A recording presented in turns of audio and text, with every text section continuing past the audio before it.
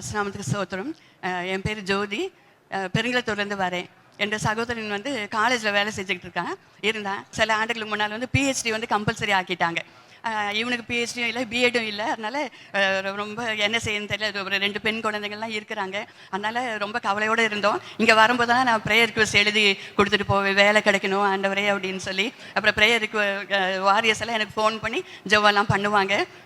அவன் வந்து ரெகுலர் காலேஜில் வந்து பிஹெச்டி படிக்கிறதுக்காக சேர்ந்து ஒரு 3 இயர்ஸ்லேயே வந்து கரெக்டாக முடிச்சுட்டான். பிஹெச்டி முடிச்சுட்டு அந்த டாக்டரேட் கிடச்சிருச்சுன்னு சொன்ன உடனேவே ஒரு 10 டேஸ்லேயே அவனுக்கு அதே காலேஜ்லேயே ப்ரொஃபஸர், அசோசியேட் ப்ரொஃபஸர்னு சொல்லி அப்பாயின்மெண்ட் ஆயிடுச்சு. அதுக்கு பிறகு தான் கான்வொகேஷனே கொடுத்தாங்க. கதறிய பெரிய நாமத்துக்கு ஸ்தோத்திரம். Price Lord. என் பேர் லெனிட்டா. நாங்கள் வந்து முடிச்சிலேருந்து வரோம். எங்களுக்கு கல்யாணம் ஆகி 3 வருஷமாக குழந்தை இல்லாமல் இருந்தது. அப்போது வந்து எங்கள் ஹஸ்பண்டோட ஃப்ரெண்டோட ஒய்ஃப் வந்து சொன்னாங்க, அவங்களுக்குமே வந்து 3 வருஷம் குழந்தை இல்லாமல் இருந்தது. அங்கிள் கிட்ட ஜோம் பண்ணி அவங்களுக்கு வந்து ஆண் குழந்தை பிறந்ததுன்னு எனக்கு வந்து சஜஸ்ட் பண்ணாங்க. எனக்கு அங்கிள் வந்து இங்கே ப்ரேயர் நடத்துகிறாங்களாம் தெரியாது. அவங்க சொன்னதுக்கப்புறம் இங்கே தொடர்ந்து வர ஆரம்பித்தேன். அப்புறம் ஒரு நாள் வந்துட்டு அடைக்கலப்பட்டினத்தை பற்றி இங்கே சொன்னாங்க.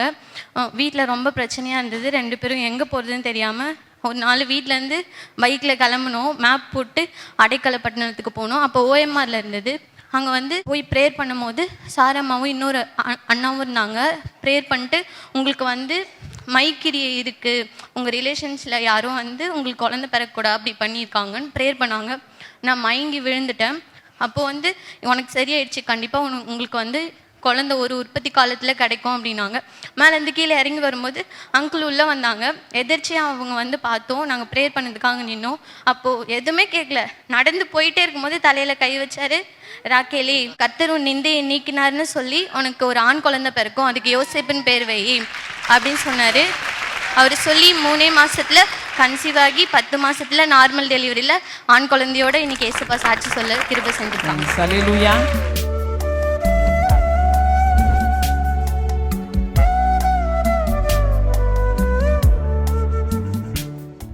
கிறிஸ்துவுக்குள் மிகவும் பிரியமான எனதருமை சகோதர சகோதரிகளே, நம்மை சிருஷ்டித்தவரும் நம்மை உண்டாக்கினவரும் நம்மை ஒருபோதும் மறந்து போகாதவருமாகிய இயேசு கிறிஸ்துவின் ஏற்ற நாமத்தினாலே உங்கள் எல்லாரையும் வாழ்த்தி ஆசீர்வதிக்கிறேன். அல்லேலூயா. எல்லாரும் சந்தோஷமாக இருக்கீங்களா?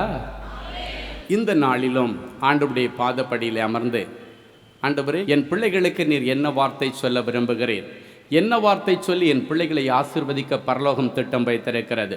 ஆண்டவருடைய சமூகத்திலே நான் காத்திருந்த பொழுது கர்த்தர் நம்மை ஆசீர்வதிக்கும்படி கொடுக்கிற மங்கள வார்த்தை ஏசாயா தீர்க்கதரிசியின் புஸ்தகம் 53ஆம் அதிகாரம் 12வது வசனம் இப்படியாய் சொல்லுகிறது. வாசிப்போமா? அவர் தம்முடைய ஆத்துமாவை மரணத்தில் ஊற்றி அக்கிரமக்காரரில் ஒருவராக எண்ணப்பட்டு அநேகருடைய பாவத்தை தாமே சுமந்து அக்கிரமக்காரருக்காக வேண்டிக் கொண்டது நிமித்தம் அநேகரை அவருக்கு பங்காக கொடுப்பேன். பலவான்களை அவர் தமக்கு கொள்ளையாக பங்கிட்டுக் கொள்வார். அநேகரை அவருக்கு பங்காக கொடுப்பேன். இன்னைக்கு ஆண்டவர் சொல்றார், நம்ம எல்லாரையும் இயேசுவாமிக்கு இன்னைக்கு ஒரு விசேஷித்த பங்காக ஆண்டவர் கொடுக்க போகிறார். அல்லேலூயா. நிறைய பேர் என்ன பிரசங்கம் கேட்டாலும் பாவத்தை விடணுன்ற அந்த பாவ உணர்த்துதலோ கண்டித்தலோ நிறைய பேருக்கு இல்லை. நம்ம ஆண்டவராகிய இயேசு கிறிஸ்து இந்த பூமியில் வாழ்ந்த நாட்களில் ஒரு பரிசேயனுடைய வீட்டுக்கு ஒரு சாப்பிட்றதுக்காக வேண்டி கூப்பிட்டிருந்தார். பந்தி இருக்க அழைக்கப்பட்டிருந்தார். அந்த பந்திக்காக வேண்டி இயேசு கிறிஸ்து போகிறார். அந்த வீட்டில் போகும் பொழுது இயேசு அங்கே வந்திருக்கிறத அறிஞ்சு தன்னுடைய வாழ்க்கையில் ஒரு புதிய தீர்மானத்தோடு புதிய அத்தியாயத்தை தொடங்கணும். இயேசுவை இன்னைக்கு பார்க்க போகிறேன், இன்னைக்கு பிறகு நான் ஒரு புது மனுஷியாக மாறணும் அப்படின்ற எண்ணத்தோட பாவியாகிய ஸ்திரீ என்று அவளுக்கு வேதம் பெயர் கொடுத்திருக்கிறது. அவருடைய பெயர் என்ன தெரியுமா? பாவியாகிய ஒரு ஸ்திரீ.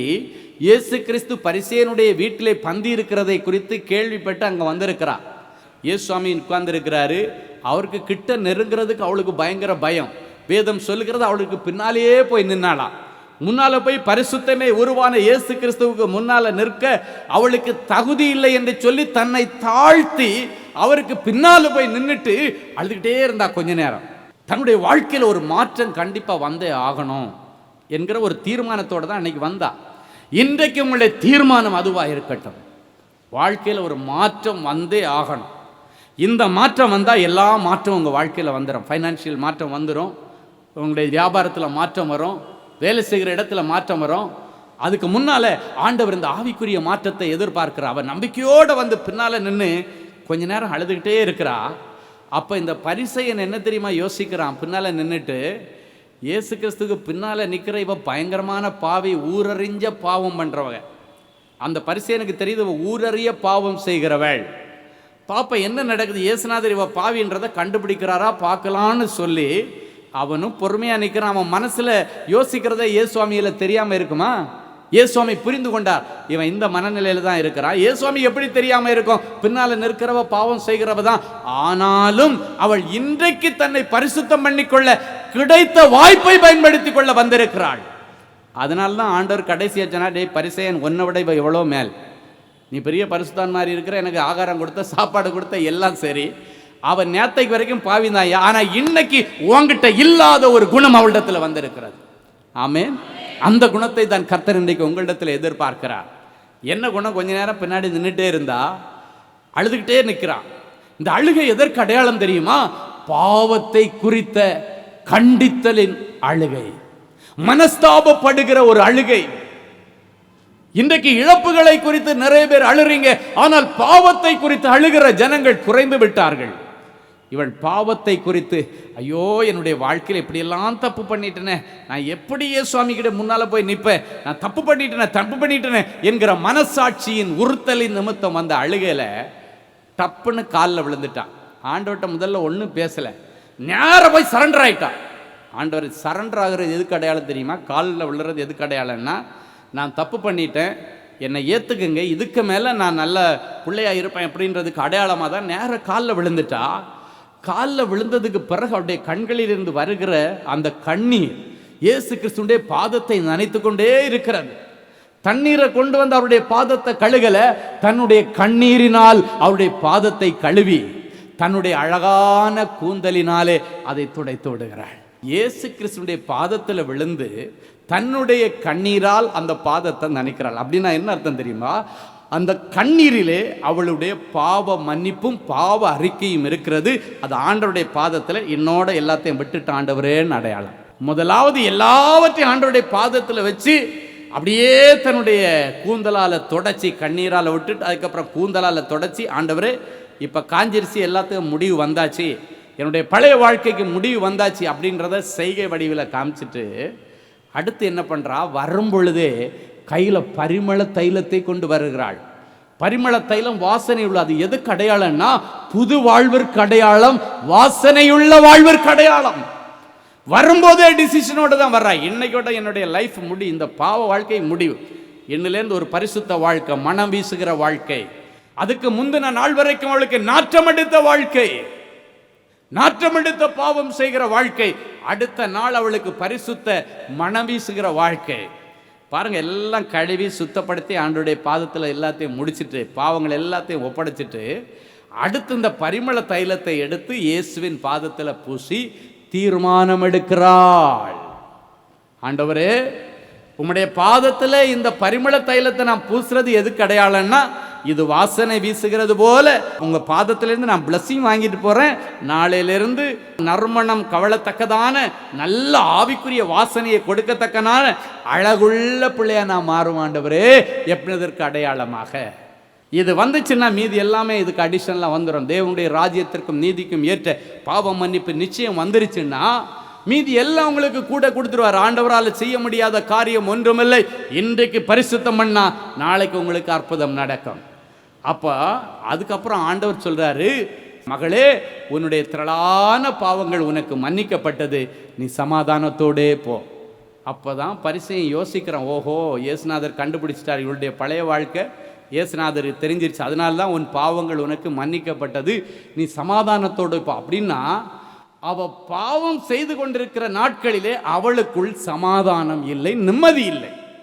இன்றைக்கு சமாதானத்தை இழந்து நிம்மதியை இழந்து வந்திருக்கிற பிள்ளைகளே, உங்கள் பாவங்களுக்கு முழுக்கு போடுங்கள், சமாதானம் உங்களுடைய வாழ்க்கையிலே உண்டாகும். ஆண்டவர் சொன்னார், நேற்றைக்கு வரைக்கும் நீ சமாதானம் இல்லாமல் நிம்மதி இழந்து ஏதோ புத்துப்பிடித்தோள் மூல வந்திருக்கிற, இன்னைக்கு உனக்கு ஒரு புதிய விடிவு காலத்தை கொடுத்துட்டேன், நீ சமாதானத்தோட இப்போ. அந்த பரிசேயனை பார்த்து ஆண்டவர் அழகாக கேட்டார், உனக்கு இவ எவ்வளோ மேல்தான், நீ சாப்பாடு கூட கூப்பிட்டா ஓகே, நான் நல்லா சாப்பிட்றேன், எல்லாம் ஓகே தான், ஆனால் நான் இவ்வளவு நேரம் வந்திருக்கிறேன், நீ என்னுடைய தலைக்கு எண்ணெய் பூசலை, என்னுடைய பாதங்களை கழுக நீ தண்ணி கொடுக்கல, ஆனால் இவளோ என்மேல் மிகவும் அன்பு கூர்ந்தாளே என்று சொல்லுகிறாள். அப்படின்னா எனக்கு ஆகாரம் கொடுக்கணும்னு நினைக்கிறேன், ஆனால் உங்ககிட்ட இல்லாத ஒன்று இருக்கு, என்கிட்ட இவ ரொம்ப அன்பு வச்சிருக்கிறா, அதனால தான் இன்னைக்கு இந்த காரியத்தை செய்திருக்கிறான். அப்படின்னா இயேசுவாமி பேரில் நம்முடைய அன்பை வெளிப்படுத்துகிற ஒரே ஆயுதம் பரிசுத்தம். ஆண்டவரே நான் அன்பா இருக்கிறேன் நீங்க அள்ளி கொடுக்கிறதை காட்டிலும், ஆண்டவரே நான் பரிசுத்தமாய் இருக்கிறேன் என்பதைத்தான் ஆண்டவர் அன்பாய் ஏற்றுக்கொள்ளுகிறார். அவ இந்த பரிசுத்தம் பண்ணினதற்கு பிறகுதான் ஆண்டவர் சொல்றாரு, இவள் என்னில் மிகவும் அன்பு கூர்ந்தாளே. அன்பு கூர்ந்தாளே அல்ல, மிகவும் அன்பு கூர்ந்தாளே. இன்னைக்கு தேவனுடைய பிள்ளைகளாகி உங்களை பார்த்து ஆண்டவர் சொல்லணும், இவள் என்னில் மிகவும் அன்பு கூர்ந்தாள், இவன் என்னில் மிகவும் அன்பு கூர்ந்தானே என்று உங்களை குறித்து ஆண்டவர் சாட்சி சொல்லத்தக்கதாக இன்றைக்கு கர்த்தர் உங்களிடத்திலே மாற்றங்களை எதிர்பார்க்கிறார். ஹல்லேலூயா. இன்னைக்கு என்னென்ன பாவங்கள், விட முடியாத பாவங்கள், நம்ம இந்த சுற்றிலும் நெருங்கி நிற்கிற பாவங்கள், உங்களை நீங்கள் அலசி ஆராய்ந்து பாருங்கள். ஆராய்ந்து பார்த்து ஆண்டவரிடத்தில் ஒரே வார்த்தை சொல்ல, ஆண்டவரே இன்னைக்கோட நான் இதை விட்டு விடுகிறேன். தன் பாவங்களை மறைக்கிறவன் வாழ்வடைய மாட்டான், அவற்றை அறிக்கை செய்து விட்டு விடுகிறவன் இரக்கம் பெறுவான். ஹல்லேலூயா. ஒரு முறை ஒரு வாலிப தம்பி என்கிட்ட சொன்னா, அங்கிள் நான் சொல்லி கொடுத்து எக்ஸாம் எழுதினவெல்லாம் இன்னைக்கு பாஸ் பண்ணி பெரிய வேலையில் சேர்ந்துட்டான், நான் நல்ல ஹை மார்க்கோட இருக்கிறேன், எனக்கு கேம்பஸ்லேயும் செலக்ட் ஆகலை, நான் எங்கே வேலைக்கு போனாலும் எனக்கு வேலை கிடைக்கல அப்படின்னு அழுறான். அப்போ ஆண்டவரிடத்தில் கேட்குறான், ஆண்டவரே அரியர் வச்சுருந்தவங்களுக்கெல்லாம் கேம்பஸில் செலக்ட் ஆகிட்டாங்க, ஆனால் இவனுக்கு அரியரில் நல்ல பர்சன்டேஜில் இருக்கிறாங்க, ஒரு கேம்பஸ்லேருந்து வந்து யாருமே இவனை செலக்ட் பண்ணலை, எல்லா இடத்துலையும் ரிஜெக்ட் ஆகிட்டான். அவங்க ஹெச்ஓடிக்கே ஏன் இவனுக்கு கிடைக்கலன்னு ஒன்றுமே புரியலை, எதனால் நல்லா பெர்ஃபார்ம் பண்ணுவானே ஏன் இவனுக்கு கிடைக்கல. அதுக்கு பிறகு தான் ஒரு நாள் அழுதுட்டு வந்தான், அங்கே எனக்கு என்ன செய்கிறேன்னு தெரில, என் கீழே இருந்த பசங்க எல்லாம், நான் சொல்லிக் கொடுத்த பசங்கள்லாம் மேலே போயிட்டு அவங்ககிட்ட போய் நான் என்னுடைய ப்ரொஃபைலை கொடுத்துட்டு எனக்கு வேலை சொல்கிறான்னு கேட்க எனக்கு அசிங்கமாக இருக்காங்கள் அப்படின்றான். அப்போ தான் நான் ஆண்டவரிடத்தில் கேட்டேன், ஆண்டவரை என்ன பிரச்சனை இவனுக்கு அப்படின்னு. ஒன்று ஒரு ரகசிய பாவத்தை ஆண்டவர் வெளிப்படுத்துகிறார், இதிலேருந்து நீ வெளியே வா, அடுத்த நிமிஷம் நான் அவனுக்கு ஒரு அற்புதம் செய்வேன். அப்போது இந்த காரியம் எதற்காக அனுமதிக்கப்பட்டது அப்படின்னு பார்த்தா, ஆண்டவர் என்ன ரொம்ப நேசிக்கிறார், அதனால தான் அவனுக்கு வேலை கொடுக்கல. ஆனால் இவன் என்ன நினைக்கிறான், ஆண்டவர் என் மேலே அன்பே இல்லை, அதனால தான் வேலை தரல. ஏன்னா அன்னைக்கும் அவனுக்கு வேலை கேம்பஸில் கிடச்சிருந்தா அவன் என்னை தேடி வந்திருக்க மாட்டான், அவனுடைய ரகசிய பாவம் அவனுக்கு சொல்லி வெளிப்படுத்தப்பட்டிருக்க முடியாது. அதன் நிமித்தம் அவன் நித்தமும் பாவத்தில் தான் விழுந்துட்டு கிடப்பானே தவிர அவனுக்கு திருத்திக் கொள்வதற்கு வாய்ப்பு இல்லாமல் இருக்கும். சில நேரங்களில் ஆண்டவர் உங்களுக்கு வாசல் அடைச்சா, ஆண்டவர் எனக்கு தரலைன்னு சொல்லி குறை சொல்லாதீங்க, ஆண்டவரே என்னிடத்தில் என்ன குறை இருக்கிறது சொல்லு, நான் திருத்திக்கிறேன். அதுக்கு தான் சில நேரங்களில் வாசல் மூடி இருக்கும். அதை இன்னைக்கு தேவனுடைய பிள்ளைகள் தெரிந்து கொள்ள வேண்டும். இதுக்கு பைபிளில் வசனம் இருக்கா அப்படின்னு பார்த்தீங்கன்னா ஒரு அழகான வசனம் இருக்கிறது. உங்கள் அக்கிரமங்களே அவர் உங்கள் ஜெபங்களுக்கு பதில் கொடுக்க முடியாதபடி உங்களுக்கு ஆண்டவருக்கு இடையில தடையா இருக்குதான்.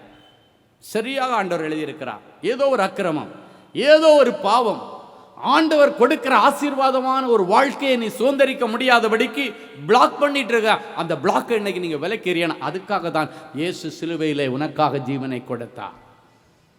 அதற்காக தான் இயேசு கிறிஸ்து சிலுவையிலே உனக்காக தன் ஜீவனை கொடுத்தார். இன்னைக்கு அந்த கல் அப்புறப்படுத்தப்பட வேண்டும். நீங்க ஆண்டவரேன்னு கூப்பிடும் பொழுது நேரம் அவர் வந்து உங்களை கட்டி தழுவுகிறதை உங்களுடைய ஆவியிலே நீங்கள் உணர வேண்டும். சிலர் சொல்லுவாங்க, ஜெபிக்க உட்கார்ந்தா எனக்கு ஜெபமே வரல. ஏன் ஜெபம் வரல? அக்கிரமங்கள். ஜெபிக்கும் பொழுது ஜெபம் வரல, ஜெபிக்கும் பொழுது தேவ பிரசன்னத்தை உணர முடியல. முன்னாடி எல்லாம் ஜெபிக்கும் பொழுது ஆவியில களி கூர்ந்து நல்லா ஜெபம் பண்ணுவேன், இப்ப என்னால ஜெபிக்க முடியல. நிறைய பேர் அழுது கொண்டிருக்கிறீர்கள். காரணம் என்ன? பாவம், அக்கிரமம். இன்றைக்கு அவை எல்லாவற்றையும் ஆண்டவர் அப்புறப்படுத்தி, இந்த கற்களை அப்புறப்படுத்தி, ஆண்டவருக்கும் உங்களுக்கு இடையில எந்த விதமான தடையும் இருக்கக்கூடாது. நெருக்கமான ஒரு உறவு. அன்றைக்கு அந்த ஸ்திரீ தன்னுடைய ஆண்டவரோடு உள்ள உறவை புதுப்பித்து கொண்டு புதிய தீர்மானத்தோடு போனாள், சமாதானத்தை கண்டாள். இன்றைக்கு சமாதானத்தை எதிர்பார்த்து, நிம்மதியை எதிர்பார்த்து இருக்கிற தேவ பிள்ளைகளே, உங்களிடத்திலும் கர்த்தர் அப்படிப்பட்ட ஒரு காரியத்தை எதிர்பார்க்கிறார். இன்றைக்கு மனம் திரும்புங்கள், நாளைக்கு கர்த்தர் உங்களுக்கு அற்புதம் செய்வார். ரெண்டாவது, இயேசு கிறிஸ்து சிலுவையில் நமக்கு என்ன காரியத்தை சம்பாதித்து தந்தார்? வாசிக்கலாம் ஒரு அருமையான வசனம், ஏசாயா 53:4 வாசிக்கலாமா?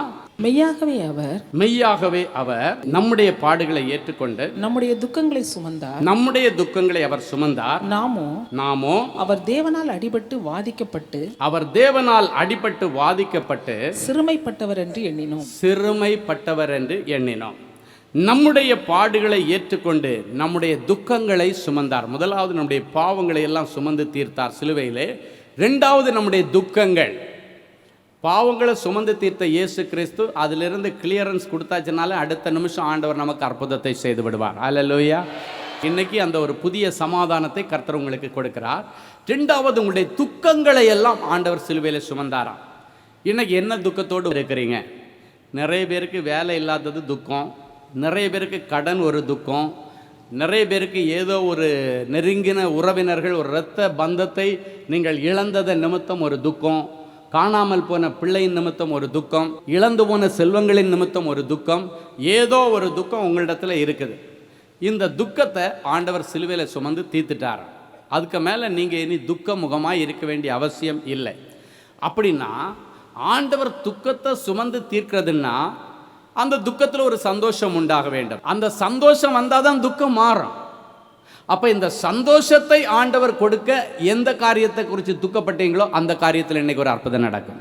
எந்த காரியத்தை குறித்து ரொம்ப துக்கத்தோட வேதனையோட இருக்கிறீங்களோ அந்த காரியத்தில் இன்றைக்கு ஆண்டவர் ஒரு அற்புதத்தை செய்வார். சிலர் பார்த்தீங்கன்னா வயது 40 ஆயிருக்கும், 38 ஆயிருக்கும், கல்யாணம் ஆகலை, அதே அவங்களுக்கு ஒரு பெரிய துக்கம். இந்த மாதிரி சூழ்நிலைகளிலே தேவனுடைய பிள்ளைகள் ஆண்டவரிடத்தில் நெருங்கி வருவதற்கு தடையாக நிறைய காரணங்களை சொல்லுகிறார்கள். ஏன்பா சர்ச்சுக்கு வரல, இத்தனை வருஷம் சர்ச்சுக்கு போனேன், எங்கே என்ன ஆண்டவர் கல்யாணத்தை பண்ணி வச்சுட்டாரோ? இவன் சர்ச்சுக்கு போனால் தான் பேசுகிறானே தவிர சர்ச்சுக்கு போயும் செய்த அக்கிரமங்களெல்லாம் அவனுக்கு பிசாசான ஞாபகப்படுத்த மாட்டான். அவன் சர்ச்சுக்கு போனான், அவ்வளோதான். ஆனால் சர்ச்சுக்கு போய் எவ்வளோ அட்டூழியம் பண்ணாங்க அது அவங்களுக்கு கண்களுக்கு முன்பாக தெரியாது. நான் இத்தனை அட்டூழியம் பண்ணேன், சர்ச்சுக்கு போனேன்னு தான் உண்மையா, ஆனால் இவ்வளோ அட்டூழியம் பண்ணேன், இவ்வளோ பாவம் பண்ணேன், இவ்வளோ துரோகம் பண்ணேன், சர்ச்சில் இவ்வளோ சண்டை போட்டேன், சர்ச்சில் இவ்வளோ பிரச்சனை பண்ணேன், அதெல்லாம் அவங்களுக்கு தெரியாது. நான் சர்ச்சுக்கு போய் எனக்கு ஆண்டவர் என்ன செய்தா?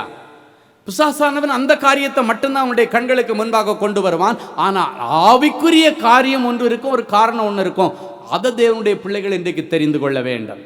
எதனால் எனக்கு இந்த துக்கம், எதனால் இந்த பிரச்சனை, எதனால் இந்த வேதனை? ஆண்டவரே என்ன காரியமாக இருந்தாலும் என்னிடத்தில் சொல்லுங்கன்னு தேவனுடைய பிள்ளைங்க கேளுங்க. சில நேரங்களில் ஆண்டவர் நம்மை பரீட்சை பார்க்கும்படி, நம்மளை விசுவாச சோதனை செய்யும்படி சில துக்ககரமான காரியங்களை அனுமதிப்பார். அப்படிப்பட்ட காரியத்தை பற்றி நீங்கள் கவலைப்படக்கூடாது.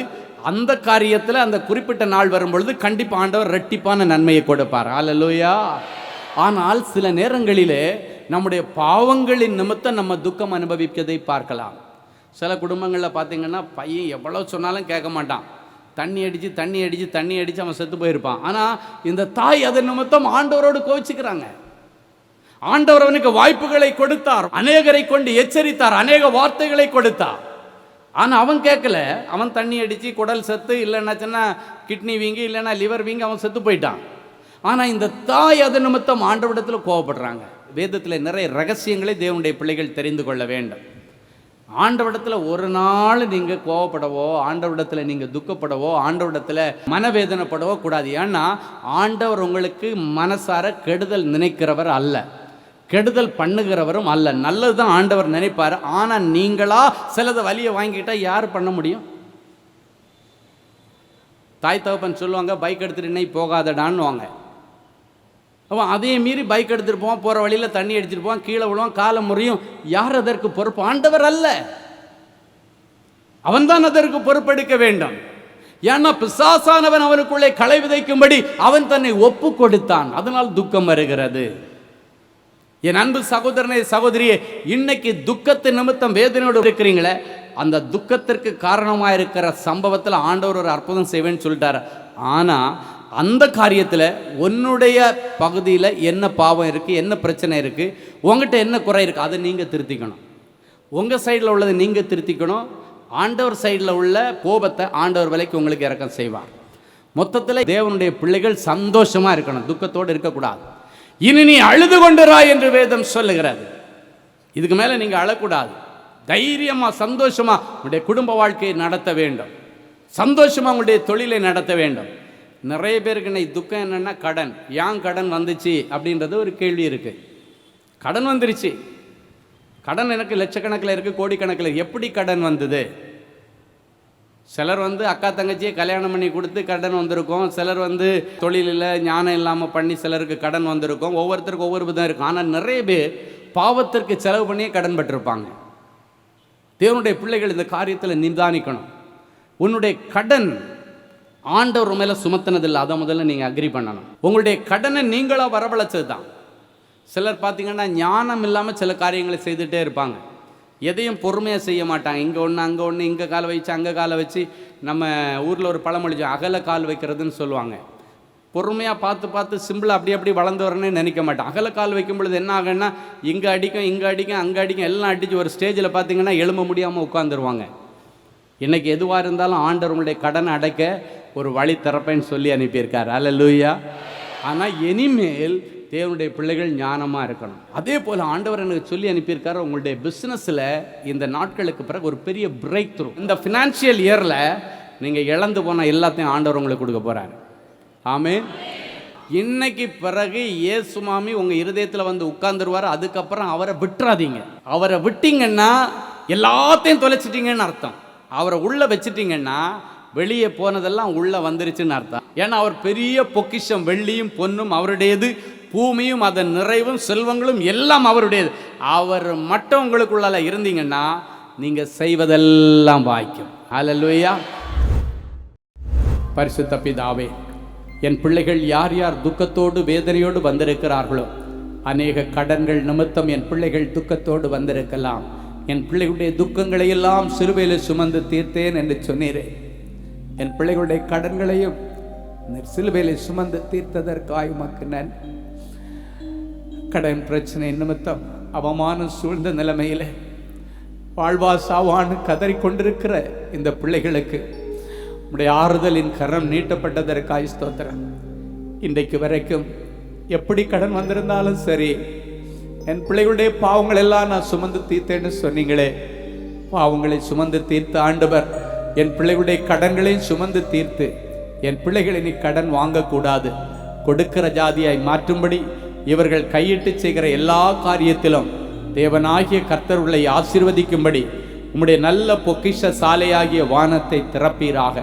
என் பிள்ளைகளை நீ கடன் வாங்கக்கூடாது, கொடுக்கிற ஜாதியாக மாற்றத்தக்கதாக சேனைகளின் கர்த்தர் என் பிள்ளைகளுக்கு அனுக்கிரகம் பண்ணும். அப்பா, எந்தெந்த பிள்ளைகள் தங்களுடைய உறவின் நிலையினரை இழந்து துக்கத்தோடு வந்திருக்கிறார்களோ, அவர்கள் இழந்து போன அந்த உறவை நீர் ஒருவர் தான் சரிகட்டி ஈடு செய்ய முடியும். வேறு எந்த ஈடு அதுக்கு ஈடாக வைக்க முடியாது ஆண்டவரே. துக்கத்தின் நிமித்தம் என் பிள்ளைகள் சரியா சாப்பிடல, சரியா தூங்குறதில்லை, எனக்கு பைத்தியம் பிடிச்சிருமோன்னு கண்ணீரோடு வந்திருக்கிற சிலரை என் ஆவியிலே பார்க்கிறேன். ஆண்டவரே, இன்றைக்கு பிறகு என் பிள்ளைகளுக்கு இன்பமான நல்ல நித்திரை உண்டாக இவர்கள் அத்தனை துக்கத்தையும் இன்றைக்கு சிலுவையில் நீ சுமந்து தீர்த்ததற்காக உமக்கு நன்றி. துக்கத்தின் நிமித்தம் தூக்கம் இல்லாமல் விடிய விடிய விழித்துக் கொண்டிருக்கிற என் பிள்ளைகளுக்கு இன்றைக்கு எல்லா துக்கத்தையும் சுமந்து தீர்த்தீர் என்கிற நிச்சயத்தோடு என் பிள்ளைங்க நிம்மதியா தூங்கி ரெஸ்ட் எடுக்க கர்த்தர் உதவி செய்ய, அயர்ந்த நித்திரையை கொடுக்கிற ஆவியானுடைய வல்லமை என் பிள்ளைகள் மேல இறங்குவதாக. எல்லா மனநிலை பாதிப்புகள் மறைந்து போகட்டும். டிப்ரெஷன் ஆவிகள் இயேசுவின் நாமத்தினாலே வெளியேறுவதாக. என் பிள்ளைகள் மேல் நம்முடைய கிருபை இறங்கட்டும். எந்தெந்த இழப்புகள் என் பிள்ளைகளுக்கு வந்தது நிமித்தம் என் பிள்ளைகள் துக்கத்தோடு வந்திருக்கிறார்களோ, ஒருவேளை சொத்தை இழந்து வந்திருக்கலாம், வேலை இழந்து வந்திருக்கலாம். இழந்து போனதை மீட்டு கொடுக்க இந்த பூமியிலே வந்த ஆண்டவர் இவர்கள் இழந்து போன செல்வங்கள், உடைமைகள், பெயர், புகழ், வீடு, வாசல் அத்தனையும் மறுபடியும் என் பிள்ளைகளுக்கு கொடுத்து என் பிள்ளைகளை நீர் வாழ வைக்கிறதற்காக உமக்கு நன்றி. ஆண்டவர் என் பிள்ளைகளுக்கு துணை புரிவீராக. இயேசுவின் மூலம் பிதாவே, ஆமென். அன்பு தேவனுடைய பிள்ளைகளே, இந்நிகழ்ச்சியின் மூலம் நீங்கள் பெற்றுக்கொண்ட ஆசீர்வாதங்களையும் உங்கள் ஜெப விண்ணப்பங்களையும் அனுப்ப வேண்டிய முகவரி: தேவனின் அன்பு ஊழியங்கள், எண் 340B/1A, 3B1 Vinayak avenue, OMR road, Okkiyam, Thoraipakkam, Chennai 600097. இது இந்தியன் ஆயில் பெட்ரோல் பங்க் எதிரில் அமைந்துள்ளது மற்றும் காக்னிசன்ட் டெக்னாலஜி சொல்யூஷன்ஸ் அருகிலும் அமைந்துள்ளது. மின்னஞ்சல் prayer@godsloveministries.co.in. எங்களது இணையதளம் www.godsloveministries.co.in. மேலும் 24 மணி நேர ஜெப உதவிக்கு 044-5447-999 மற்றும் 9941950999 என்ற எண்களுக்கு தொடர்பு கொள்ளுங்கள். கர்த்தர் தாமே உங்களை ஆசீர்வதிப்பாராக.